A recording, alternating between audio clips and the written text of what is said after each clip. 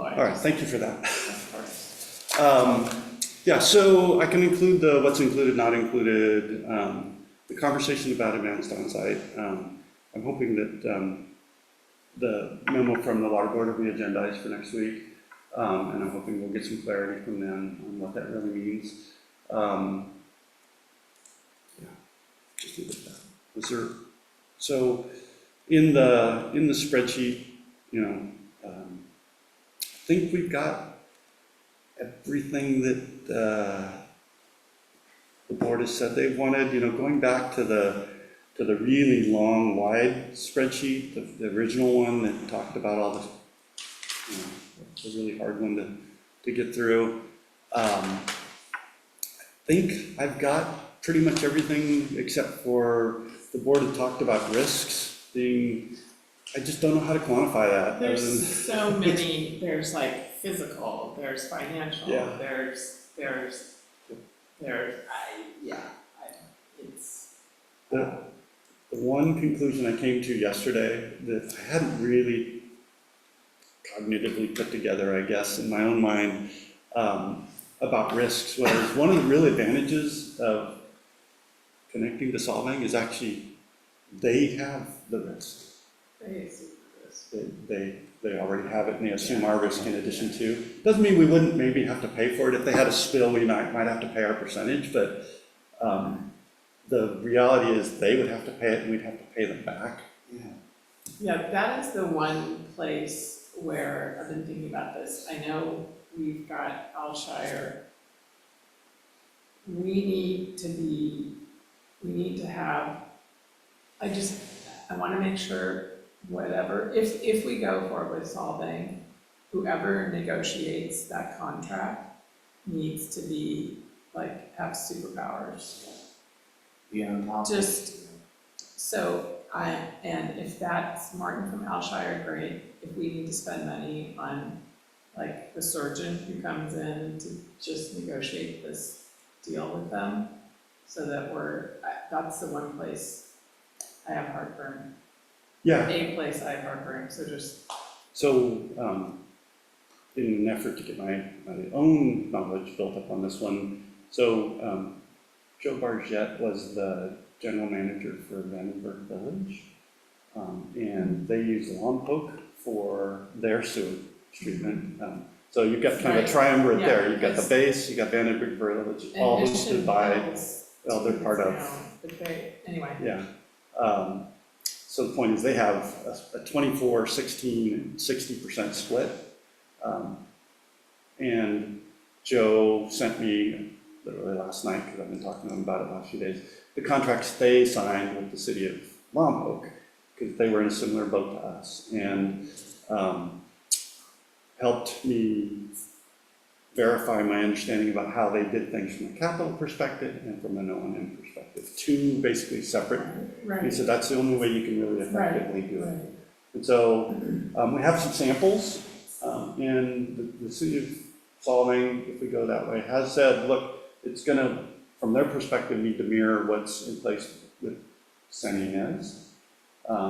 So we've got some boundaries, I guess, already. Yeah. We'll see who's counsel for San Ynez. I'm just saying whoever the lawyer is on our side needs to be. Really sure. Yeah. And so, anyway, that's my concern. So you're right though, because there are those other shared, Lompoc is similar, kind of, they're ahead, I'll say, of Solving as far as being consolidated for regional facility. Yep. So, and they're not the only one, by the way. There's a couple others around that I've started to reach out to just to understand how they structure things. But who's negotiated successfully?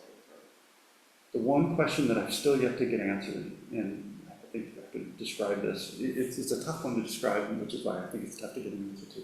So, if you guys have a suggestion as far as some sort of other situation, the sewers are tough to talk about, right?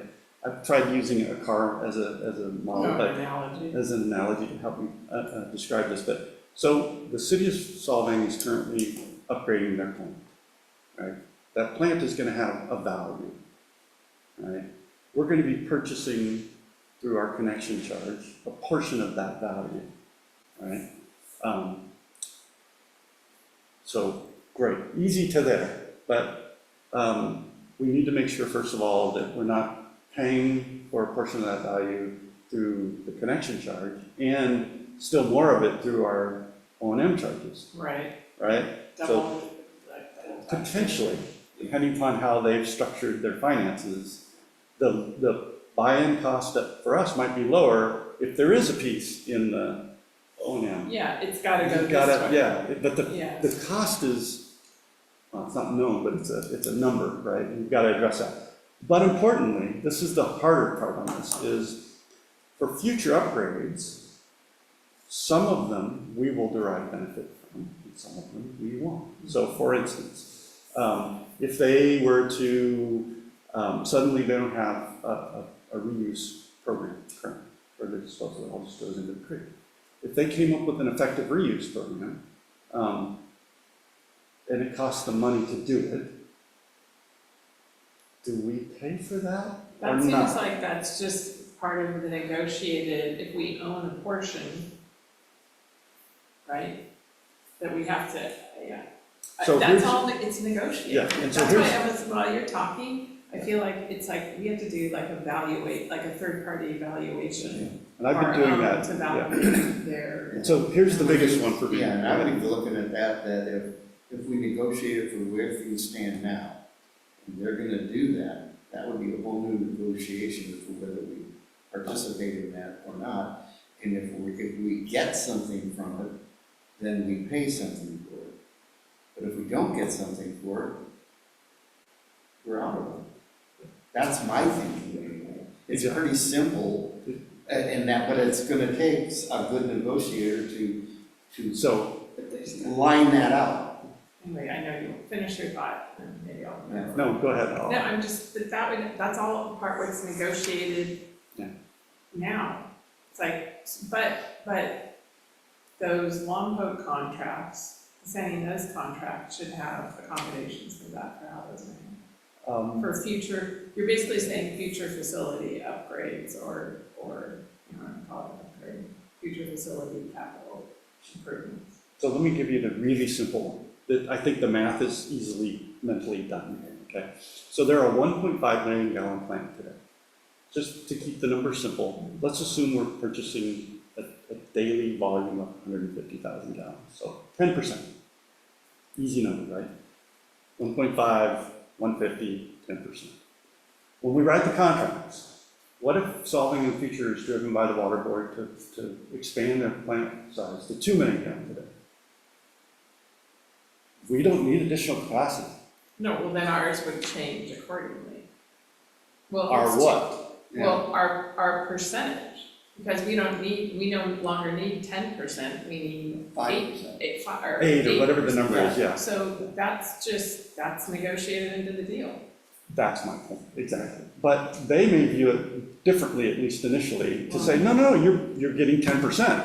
And if we were a 5 million gallon a day plant versus 1.5, you have, and here's the tricky thing for us, I think. We're gonna build in X number of years, I think it's 25 or 20 or 30, that included ADUs, our flows, all that. You could argue, well, maybe we should say we're always just 10%, because then if they're being driven to add homes, presumably this community is going to be driven by the state to add, all those sorts of issues that they're grappling with. You could argue, do that. You could also say, but hold on a minute, with reuse and the amount of water that we're using in our homes is going down, maybe we don't want it. So the board's just going to have to think through Yeah, that. but I also feel like that's a negotiated deal, so maybe it's like we negotiate in the terms that every 10 years, when does it get reviewed? It's like your lease agreement, based on what is happening, real time. Yeah. So, and again, I go back to, this has gotta happen all the time with people negotiating participation in a facility. So there's this is where I go back to, this is where the attorney's some attorney's gonna earn their keep on this, because there's gonna be case law that supports or doesn't support certain structures. So Yep. That's where I'd go to Martin and be like, you need to be, you know, you can even say, or when like the board's asking, we need a primer on how this is gonna work, or some visibility on how you would handle this.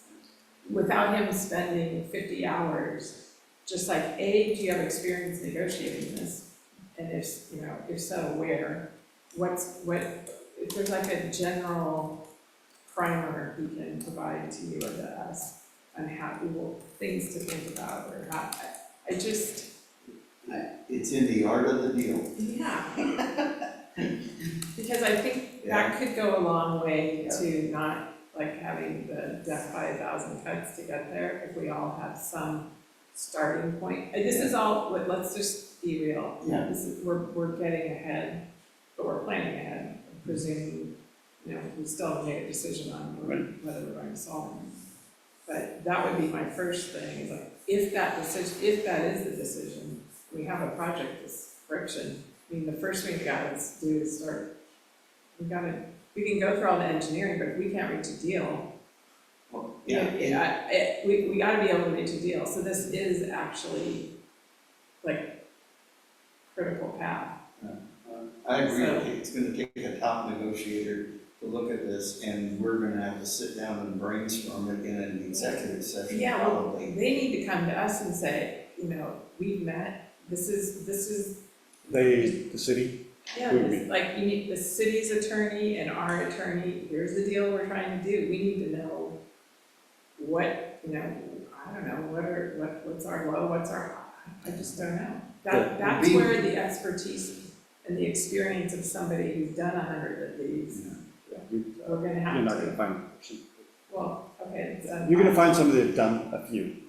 But again, they're done all up and down the state, so there's not one. well, there's gotta be law, I mean, But we can figure this out. it really comes down to an attorney that's a good negotiator on anything. And if they're a good negotiator, they're gonna wanna talk to the board to say, where do you wanna go, what is it you wanna have?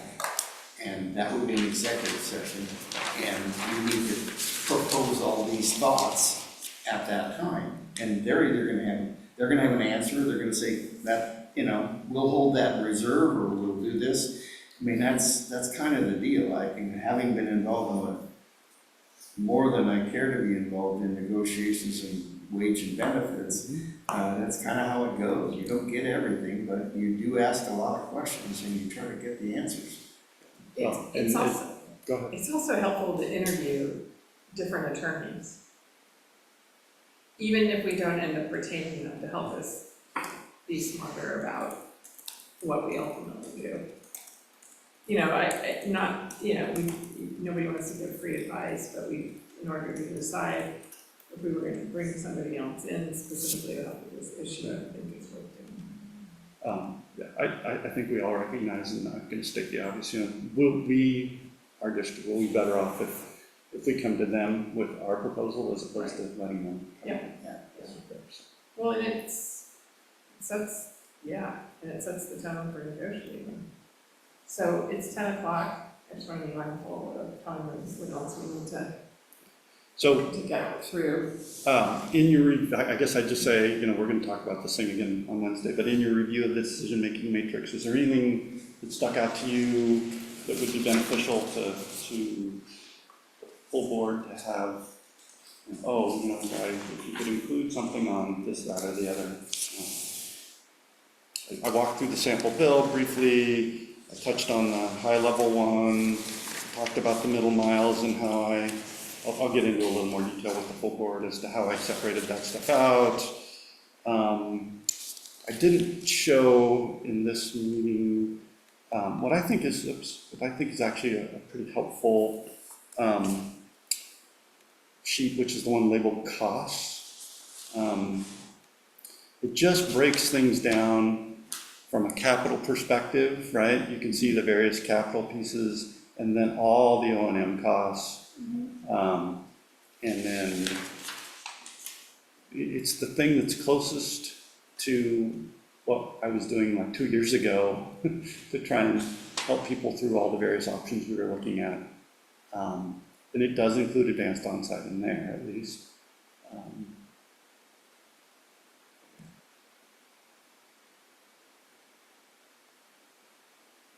I'm just looking at my notes. I think to the extent, again, back to my previous comment, you can footnote some of these sources. Like I had a note from the data, on the data points, 30-year loan, 5% annual property tax. Like that was where the number come from. Somebody asked where the number came from. And I just had that was I think. I don't know. I don't know that you need to cite that. I'm just thinking about any footnotes that, again, answer questions proactively on the underlying data would be helpful.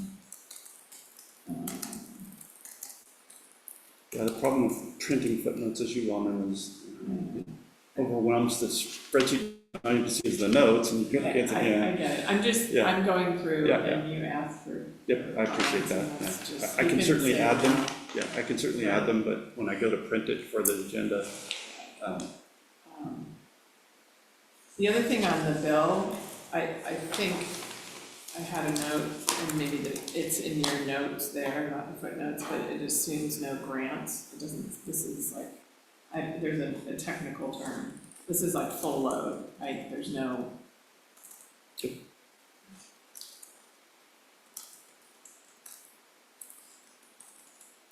it's kind of indirectly there, right? But when you say it's all assumed to be on a 5% 30-year loan, Yeah. But it's not on this sheet. If I'm just, if somebody goes and just looks at their bill, the bill worksheet. like I said, it's Oh, kind of wait, indirectly oh, there, sorry. yeah. But I can add something much like this is included, that isn't included. Sorry, I had just looked at it over here, Yeah, and I'm like, wait, no, I'm reading that. yeah, okay. I can, And then I guess just how, we just need to be prepared to address the advanced on-site question and cost.